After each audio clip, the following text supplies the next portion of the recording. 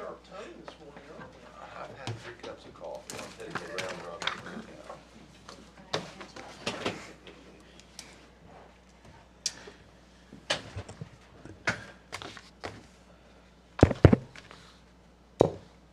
Okay, it is 8:30. I'll call this August 14th meeting of the Utilities Commission for the City of Mount Vernon to order.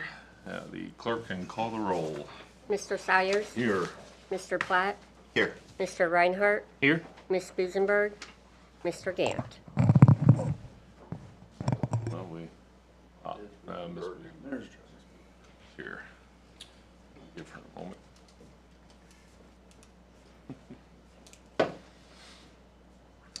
All right, so the record reflect that Ms. Busenberg is here. We'll move on to minutes approval. Commission members, you will find the minutes from the July 3rd Utilities Commission meeting in your packet. Are there any additions or corrections? Hearing none, I'll entertain a motion for their acceptance. Make a motion to accept the minutes. Have a motion for acceptance. Do we have a second? Have a second? Any further conversation? All in favor of accepting the minutes, say aye. Aye. Aye. Minutes are accepted. Moving on to the adjustment journal for July of 25. Have one piece of business in the adjustment journal. Mr. Polo, would you like to comment on that?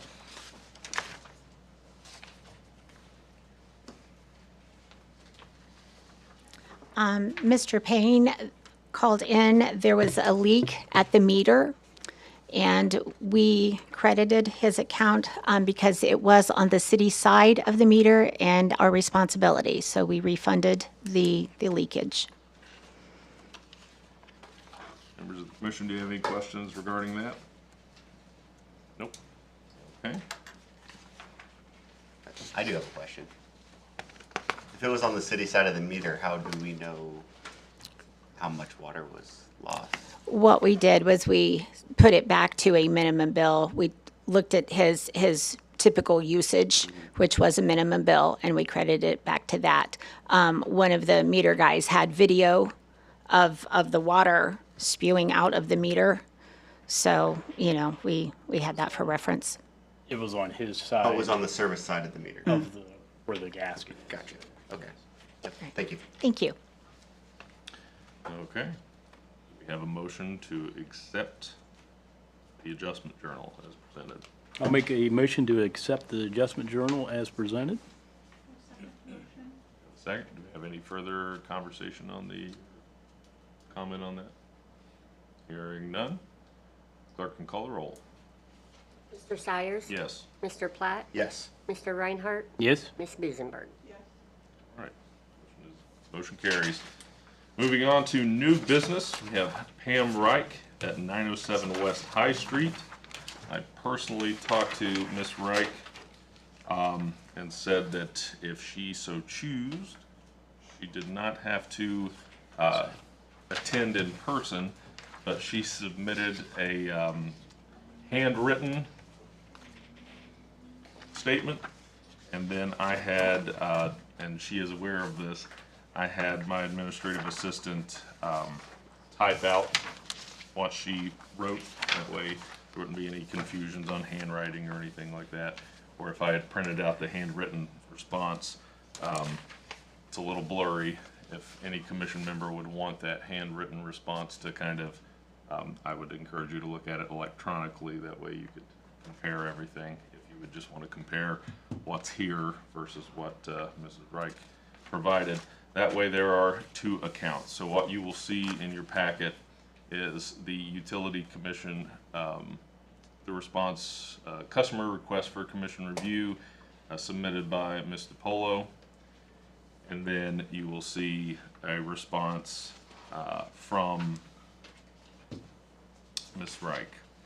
So, and then there is a receipt that Ms. Reich provided. I don't see it here, but we can provide that as well from, There's this packet here that Maureen gave me. uh-huh. I can pass Okay. it around. So what we'll do is we'll go through and Mr. Polo, if you want to come up and maybe talk about your submission, and then we'll move on to Mrs. Reich's comments. We'll go from there. Okay. Ms. Reich contacted our office and was referred to me. There was a lot of frustration, I think, vented on both sides, staff and Ms. Reich. I've spoken with her a number of times regarding this bill. Unfortunately, what am I trying to say? The beginning amount for a payment plan is $500. Her bill did not, well, it is high, did not qualify to meet that criteria for the payment plan. I don't believe she was interested in that anyway, but she was frustrated because we did not get a high usage letter to her until after the fact, until the leak had already stopped. I did include a timeline from Census showing the leak began approximately, I'd say around June 20th, 21st, and increased steadily, and looks like it leveled off at around June 24th. We send the high usage letters as a courtesy to our customers. We don't send them out every day. We check them periodically, and as you can see, Ms. Reich did note that it was postmarked on the 19th and received on the 21st. With billing and everything, payments being received on the 15th, 16th, and I'm not sure how the weekend fell. We didn't have time to work on those letters prior to the 19th. And as I said, that is just a courtesy that we try to provide our customers when we have the opportunity. My staff member that had spoke to Ms. Reich said that there had been a leaky toilet. So I assumed that that's what the problem was, given the graph for usage. You say June 19th? Yes, That would have been Juneteenth. The office would have been closed. yes. That is a very valid point. Or I'm sorry, the letter was postmarked July 19th. I'm sorry, which would have been a month later. That would have been a Saturday. Yes. But anyway, you know, like I said, we tried to do that as a courtesy. She expressed her frustration. She voiced to me several times that she wasn't paying it. And, you know, I told her that that is her option, her prerogative. And, you know, she was very emotional about it. And so we just, I tried to help her as much as possible, but I can only do so much. I mean, it was a leak, and unless we know what that leak is, we can't necessarily refund or provide a credit unless we know what it is and know that it has been repaired. So, and I know she was not happy with that answer. So. Okay. Now, fairness to Ms. Reich, she submitted she chose not to personally be here because she have stated very frustrated. Yes. And even on the phone with her, she was expressing her frustration and with, shall we say, colorful remarks.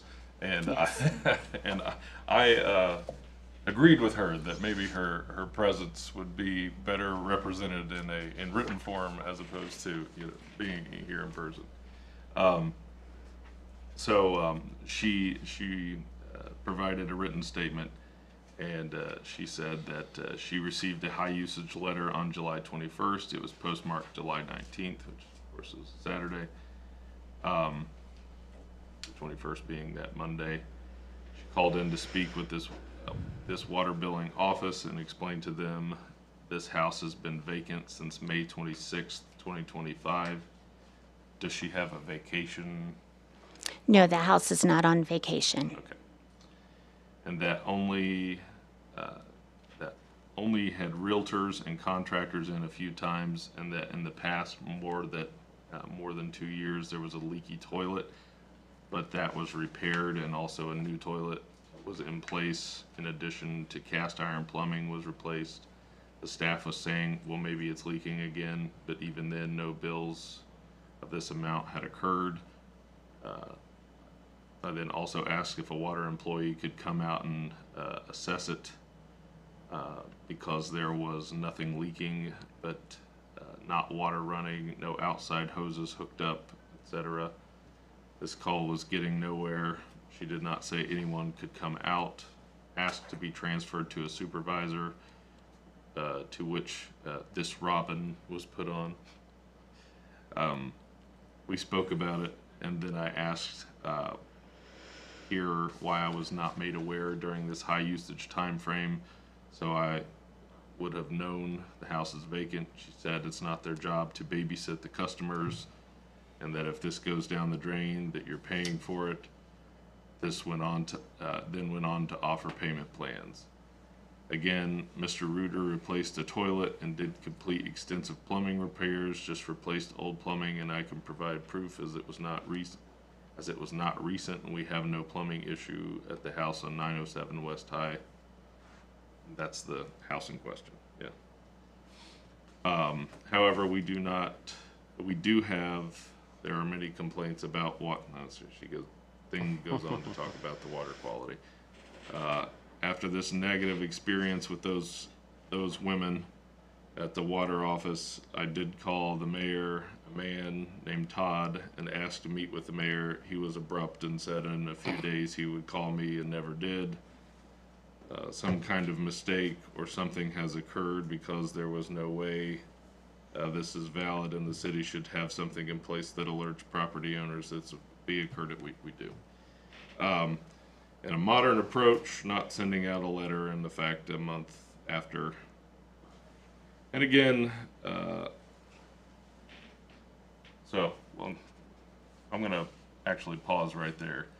So the activity took place, because I just have a question. The activity took place on what month? It was in June. The activity took place in June. All right, and the letter went out in July. It would have been in July. July 7th. It looks like it started around the 6th, maybe. Yeah, the 6th or 7th of July. Okay.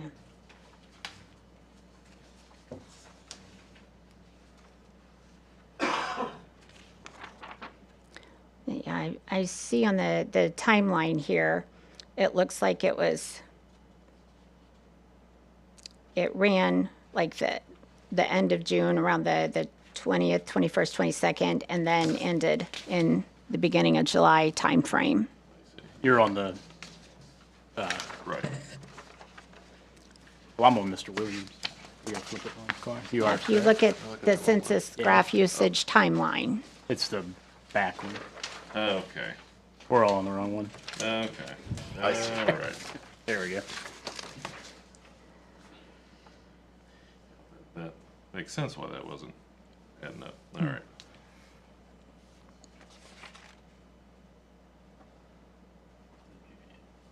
Okay.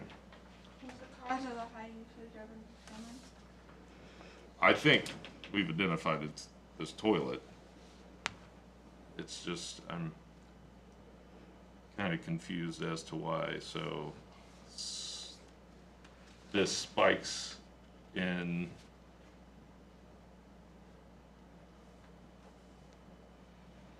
Right about the 19th, 18th, 19th. yeah, and it runs through July. We don't see well, on here, we don't see it coming back down. It won't go back down. This is total Levels out. consumption. it So it just will level off once the situation has been remedied. Oh, I see. the running some. Got it. So that was kind of that event. And then it stopped. So this is I see. this Was is fixed. right here. Got it. All right, so would a running toilet in a vacant house cause this kind of a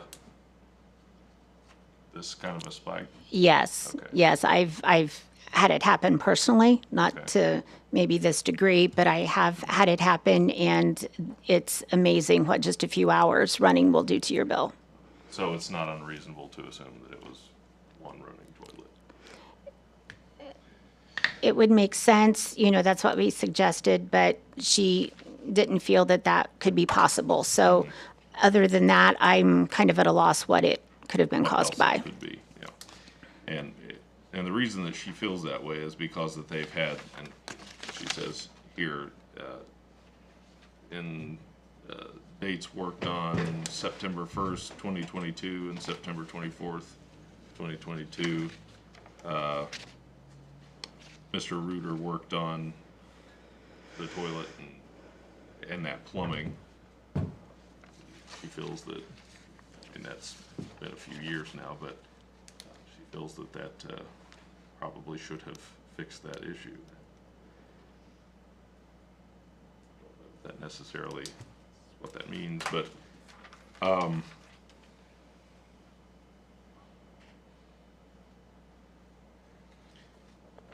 yeah. So maybe it is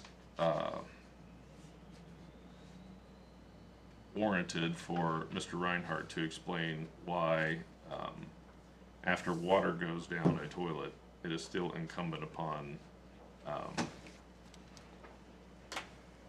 customers to essentially have to pay for those charges. We talked about this yesterday, so you want to explain why, as a utilities commission, we can't just say, "Aw, shucks, you weren't actually using it," so.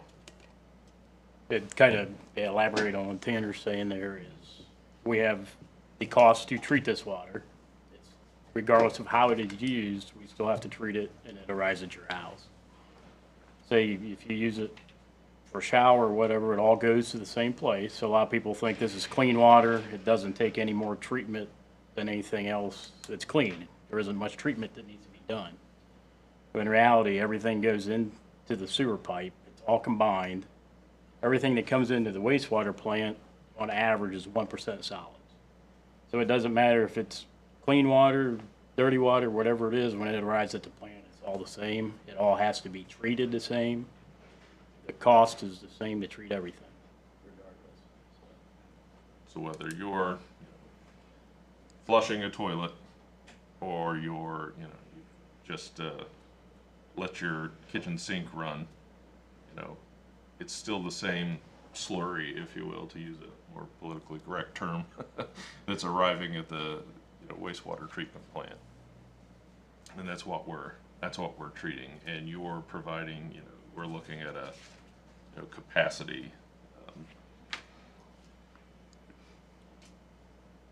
count here and what you're contributing to that at the wastewater plant. And that's why it's hard for us to say that even though it's whether it's coming from that toilet, that kitchen sink, shower, what be, you're not contributing to that as a customer. So we're always put in a little bit of a sticky situation here when it's something like a running toilet that people didn't know about. Does anybody else on the commission have a comment or a question here in this situation? Because it looks like, from my view, it looks like we had a running toilet that both the homeowner didn't know about and that we didn't catch in time quick enough. But again, when we do catch them, it's a courtesy. Yeah, when the letter was sent out, usually that's the time when we run a process called validator. And we do it to prepare billing, but it also shows us any high usage. And at that time, staff does try to send out letters to alert the customers. Unfortunately, the timing of Ms. Reich's issue in June occurred after that process was ran. Sure. So it wasn't caught until the following month. So, And kind of add to that, Project H2O overhaul will help us to bring those parameters closer. So we will be alerted quicker when there is a leaky toilet or something of that nature. those usually get sent out? There's a large number that gets sent out. I don't know that I can quantify. I don't usually count them, but it's usually a stack about like this every month. When the validator is done, I go through the high usage, and the ones that are like this, that's when they get sent a letter.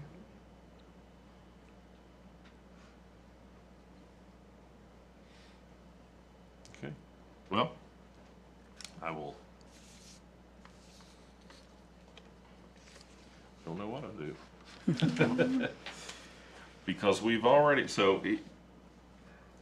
and this is why I say I don't know that there's anything for this commission to do, because essentially we've told Miss Reich that she owes the utility this payment.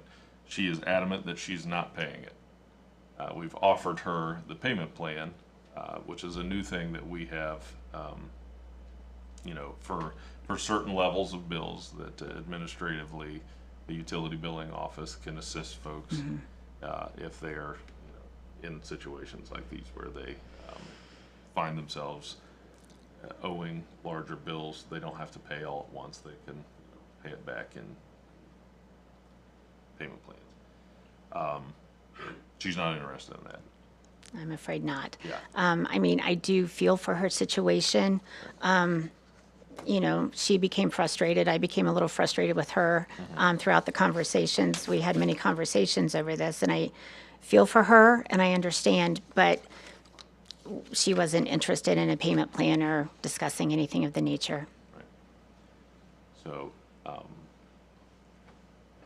she is, this customer is aware of the charges that she's responsible for. Water billing office has done its job, and now I believe Mrs. Reich is, while she did not. Okay, she says they're asking that all or majority of this bill be waived. So that is her formal request in this. So I guess as a commission, we're being asked to waive the overage charges that are above and beyond what a traditional bill would be for this address. I don't know if that is something that this commission would want to entertain.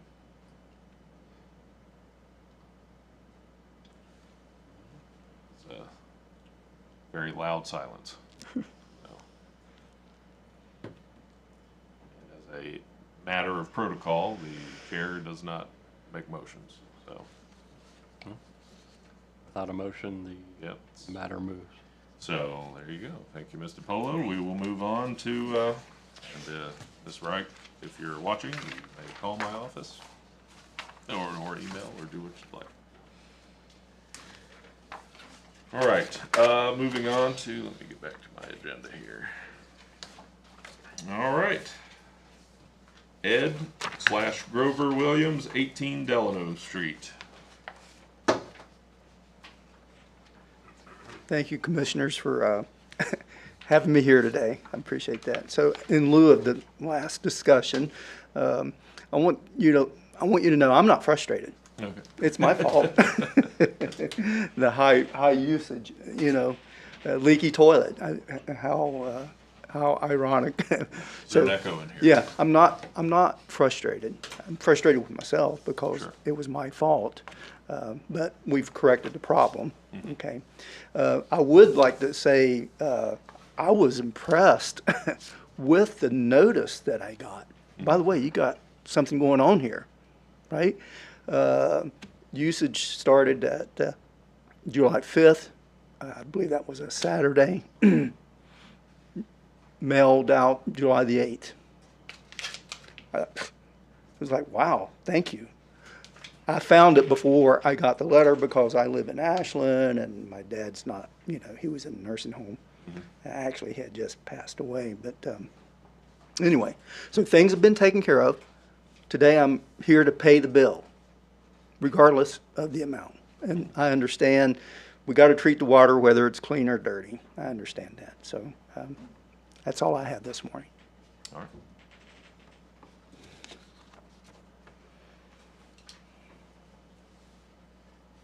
Well, the same comments apply, unfortunately, Yeah, sir. I understand. Yeah. I understand. Yeah, Commission members, is there anything that you'd like to add or? yeah. No. Okay. Well. I'll head over and take care of things. Thank you, sir. Thank you. All right, moving on to Liberty Crossing. Oh, sorry, New Gambier. Oh, that one, missed that one. New Gambier Waterline Quality. So I'll go ahead and make this one simple. We have had a couple residents on New Gambier Road worried about the water quality. Specifically, there's some sediment in just a handful of residences on New Gambier Road.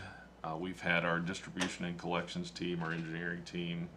I know specifically Mr. Reinhardt, Mr. Hall, who else has gone out Mr. Belts. Mr. Beltz, So, his crews. Okay, see him out, yeah. I know Mr. Ball has talked to these residents. They've been concerned primarily because the amount of flow that comes through this line, I believe, there's not enough capacity that's regularly going through this line to continually flush the line. And because of that, you've got sediment that lays in that line and that it ends up going through their individual household. So you're seeing it in bathtubs, you're seeing it in sinks, you're seeing it. They want a long-term solution. Now, that would be a high-cost solution for just a handful of residences that are dealing with this problem. Nevertheless, we still have to fix an issue. There, you shouldn't have a handful of people that have to deal with this. And we just say, well, that's, really hate to hear that. Next, that's not the way that you treat that.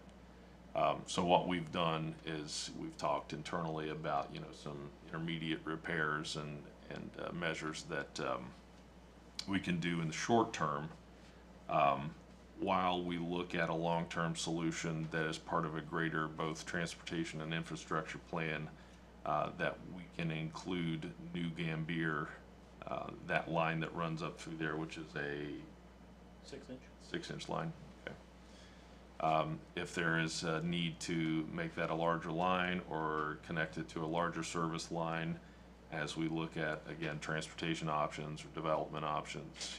We had Pine Hill that just developed. We're looking at other transportation options in that direction. So we're not ready to roll those out just yet, but those are in the planning stages. And I would say midterm, our engineering team here, I would call that a midterm project. When you're looking at 3 to 5 years.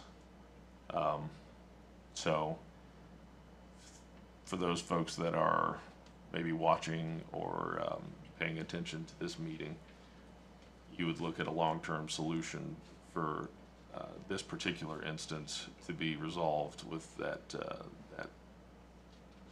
midterm solution with the transportation and development that will be taking place in that area. So in the interim, however, we will continue to work with our distribution and collections team to fix those individuals, and we have some independent solutions that I think they can work with. Yeah, Josh and his crews have installed an auto flusher, changed that water over more. We're kind of playing with the different times and amounts flushed, clean that water up. Sure. Look at that. So, and if those individuals, again, are watching, they can reach out to our office or reach out to the utility or engineering department and get more information. All right, we'll move on to Liberty Crossing has petitioned to join the private stormwater management. What was it? Private, that's all one. Private stormwater management facility utility as described in section 6 of the City of Mount Vernon Stormwater Utility Rules and Regulations. So let's turn to that.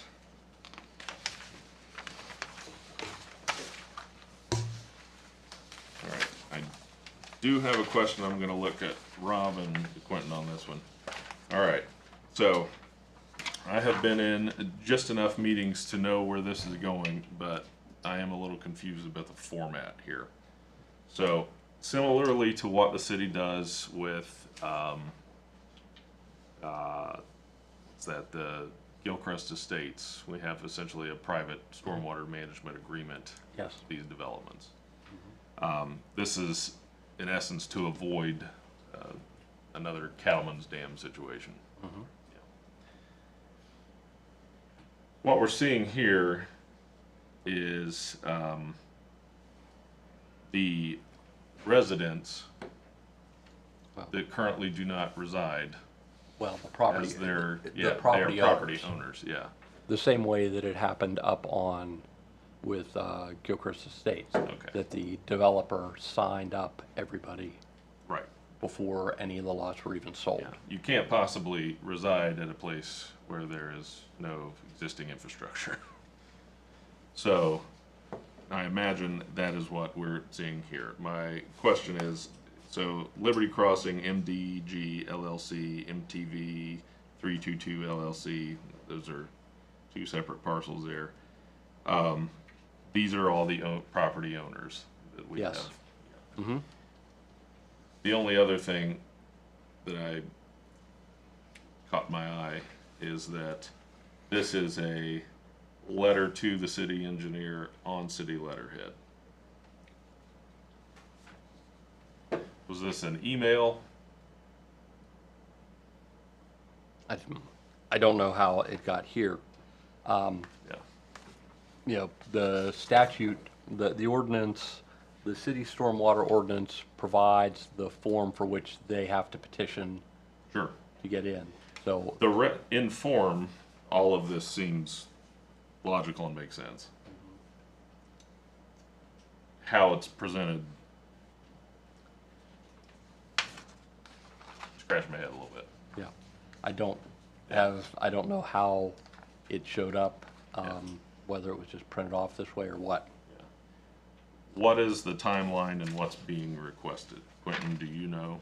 I mean, obviously, I see that they have petitioned the city to join the private stormwater utility management, yada, yada, that makes sense to me.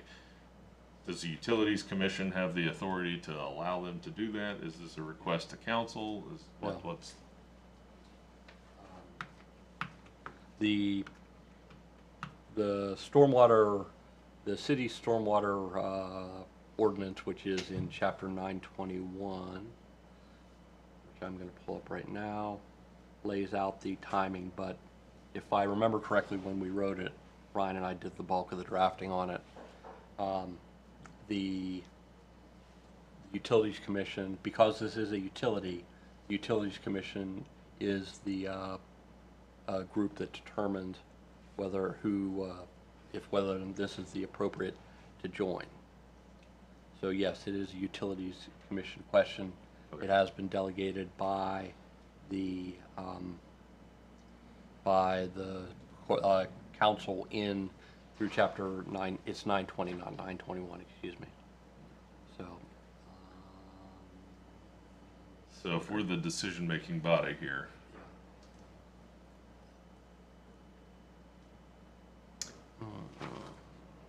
Yeah, I don't remember exactly what the timeline looked like with Gilchrist Estates. I know that as a developer, I would want to have this done before I try to sell any lots, and that would be our preference. In engineering as well, because if we have one or two lots who don't agree to do this, it's going to be very difficult to try to sort out the stormwater utility billing. right, As far as I know, we haven't done a cost analysis for the maintenance of this yet, like we did for Gilchrist Estates, which involves us looking at the 3 post-construction BMPs that they are installing and trying to figure out how much we need to assess in addition to the base stormwater utility to each of those residents. And my understanding is there's also a lot of contingencies, that being that the BMPs are built as designed and that they function as designed. So I don't. This is in 920. This is in Codified Ordinance 920-24, which lays out the general rules for what the private stormwater plan has to include, how it does that. It also has specific, the way to determine the assessments. So that's all in the ordinance already, so once we determine what is being assessed for, we just apply this and go. You know, because there's a difference between the assessment for ongoing maintenance versus the assessment for, if they're just, you know, for eventual replacement. So they're two very different numbers, depending on what exactly is being asked for, so. Post-construction and maintenance agreement for purposes of managing currently. So it looks like this is the higher of the two. This looks like for ongoing maintenance and then final replacement. So, but we'll have to go and calculate that before the agreement can be finalized. Mr. Reinhardt, do you have any questions?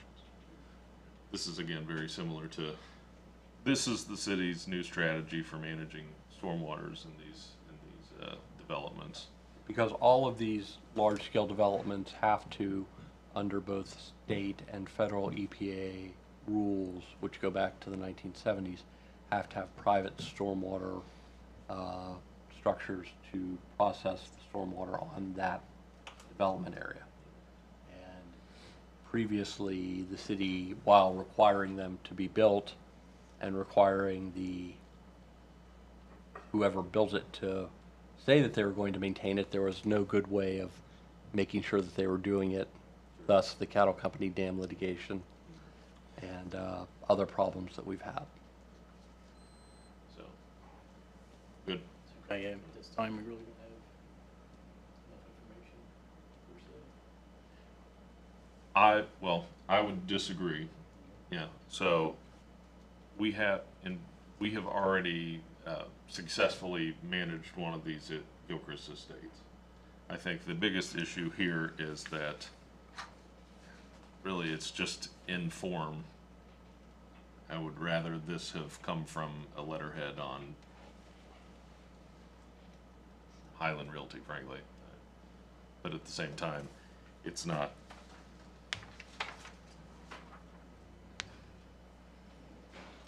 I don't know that Liberty Crossing, I don't know that these LLCs exist collectively as an entity. What do you mean? So, Liberty Crossing and MTV 322 LLC. Mm-hmm. Highland Realty is doing the development. However, after the development is complete, they will, I assume, walk away. That there's no HOA operation. Is there? Well, what happens is that the Highland has transferred the ownership of the property to Right. these LLCs. Okay. We've seen that through things that have come through engineering for lot splits and things of that nature.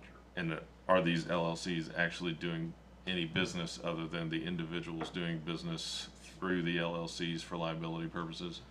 So they don't have a letterhead and they're not handing out business cards as. No, but they are the actual owner of the, I understand that. Yeah. What I'm saying is the confusion is going to come from, like, if somebody prints this off and says, okay, like we have done here, this is a letter to Brian Ball from Brian Ball, yeah. seemingly.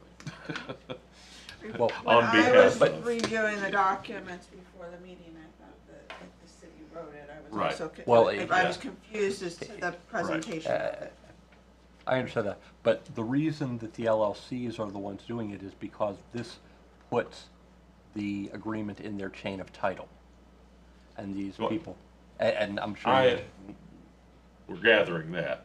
The issue is, it looks like the city Yeah. is out petitioning people to join its own stormwater assessment as opposed to it being a Yeah, part of our process. I So- understand that. Yeah. So it's more of an issue, to Mr. Reinhardt's point, it's more of an issue of look as opposed to process. Yeah, We have already, and I want to express that, we've already successfully done this at Gilchrist Estates.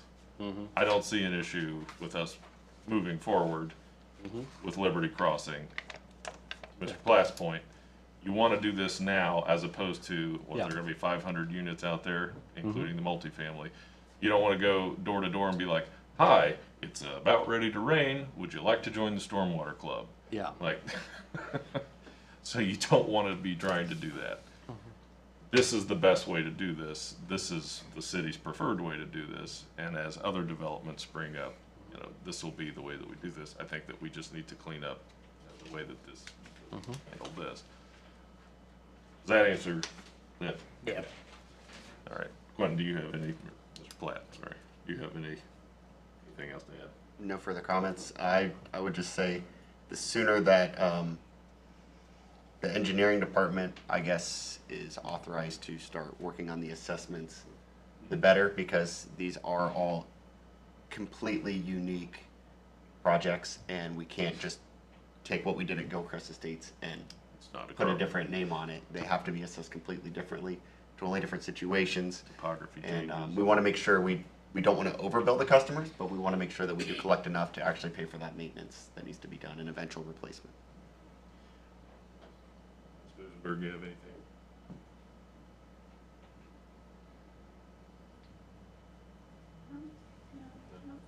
Okay.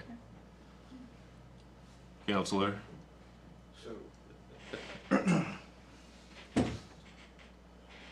So you had said, what was it, BMP?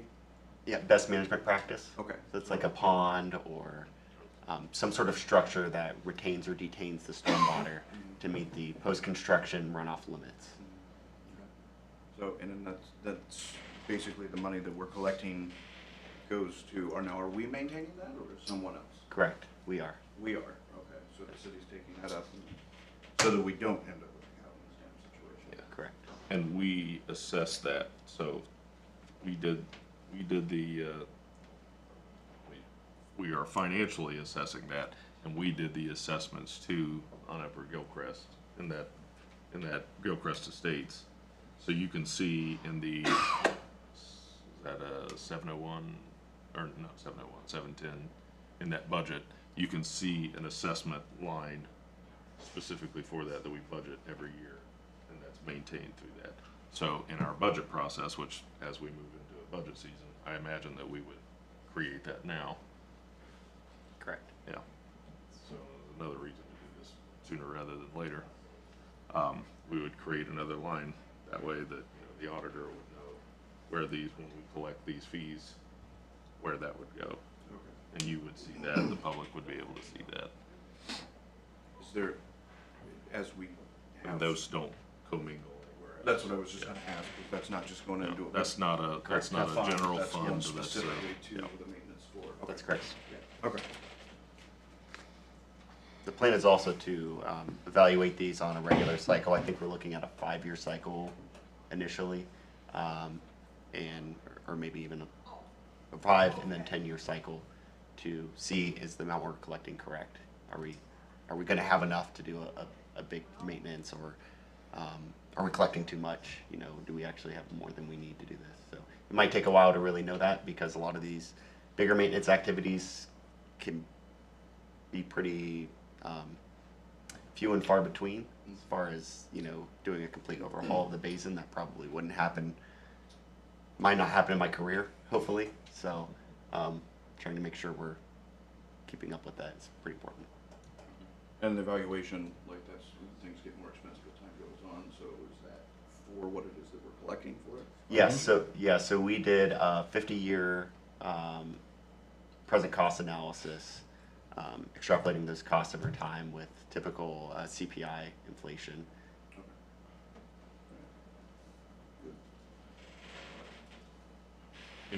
Any other questions? Comment?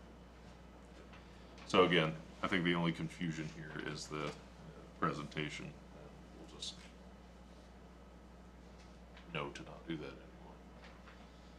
anymore. All right, well, Chair will entertain a motion to accept the petition. I'll make a motion to accept the petition from Liberty Crossing subdivision. I'll second the motion. Okay, we have a motion and a second. Any further discussion on the motion? Clerk can call the roll. Mr. Sires, Yes. Mr. Platt, Yes. Mr. Reinhardt, Yes. Ms. Busenberg, Yes. Motion carries.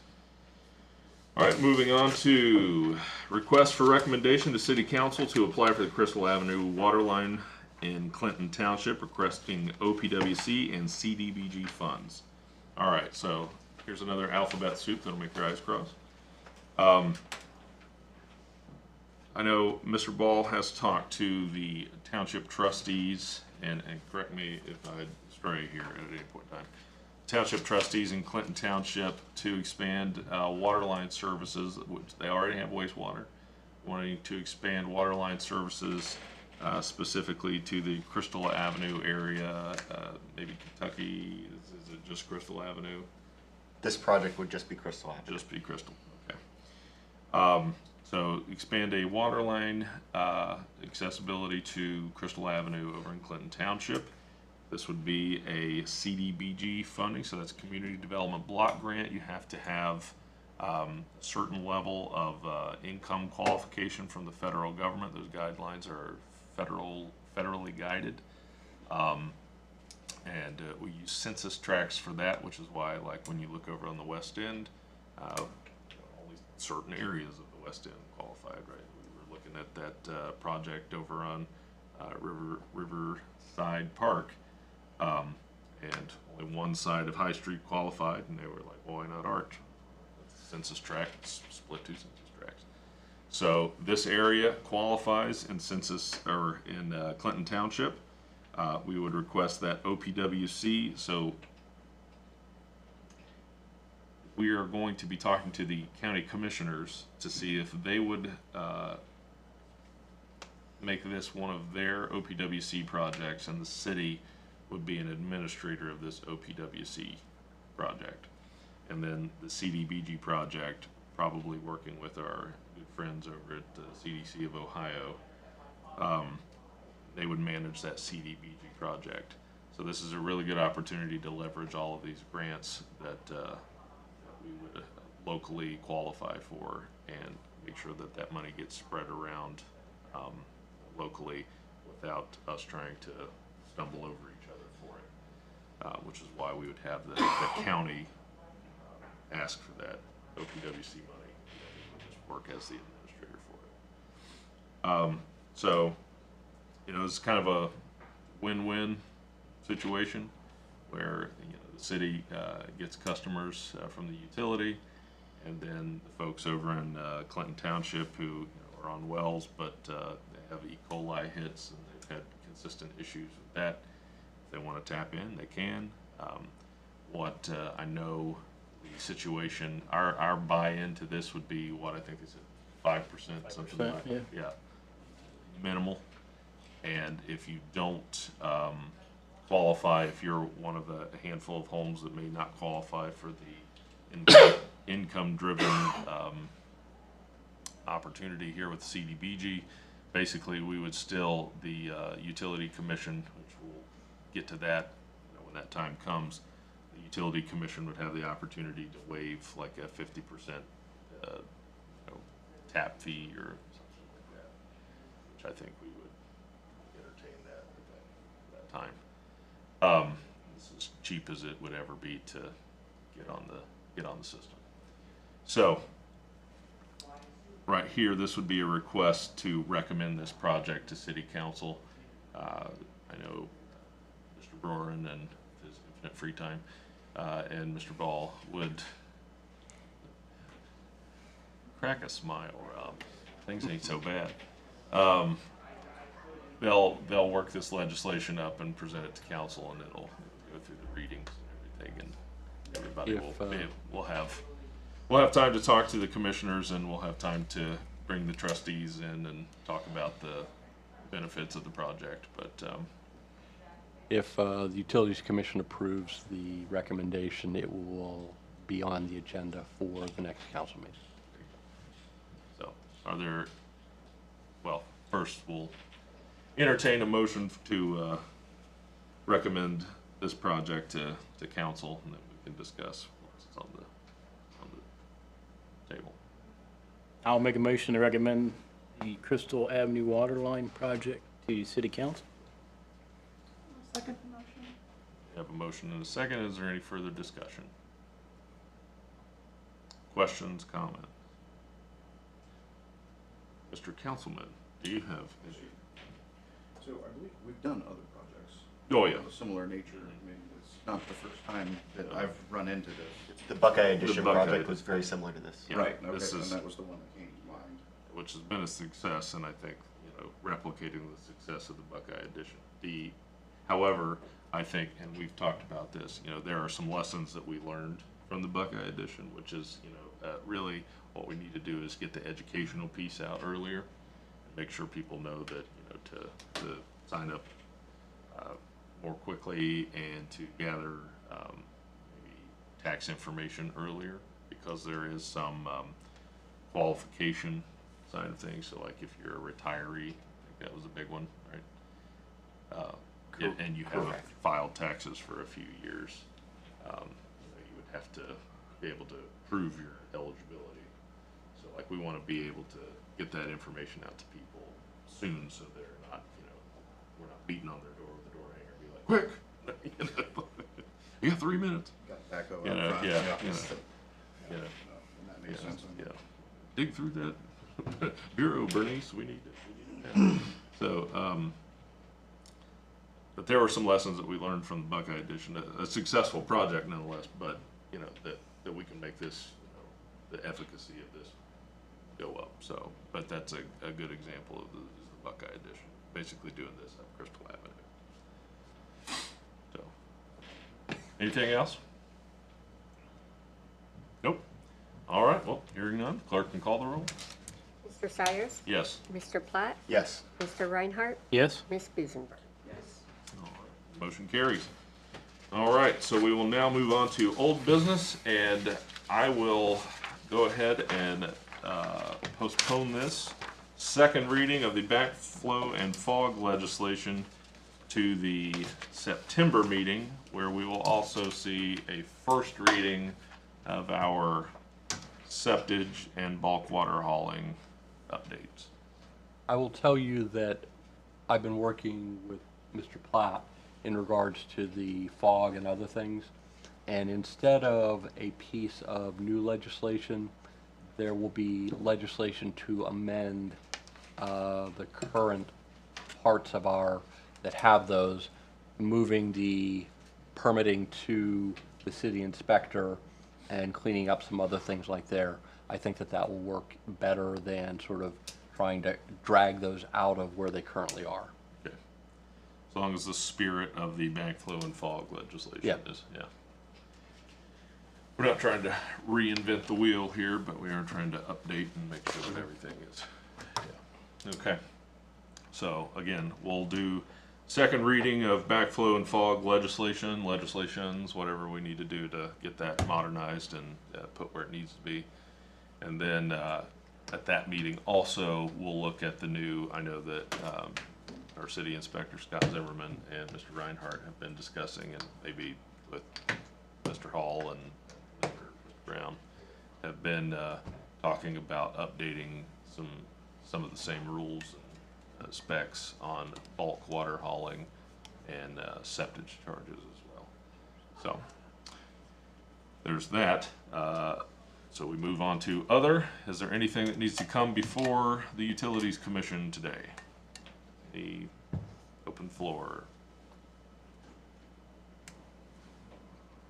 Now's your time.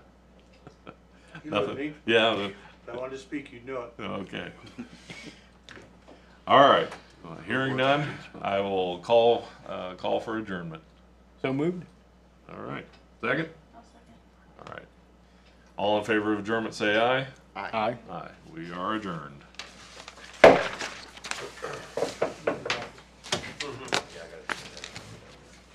got it.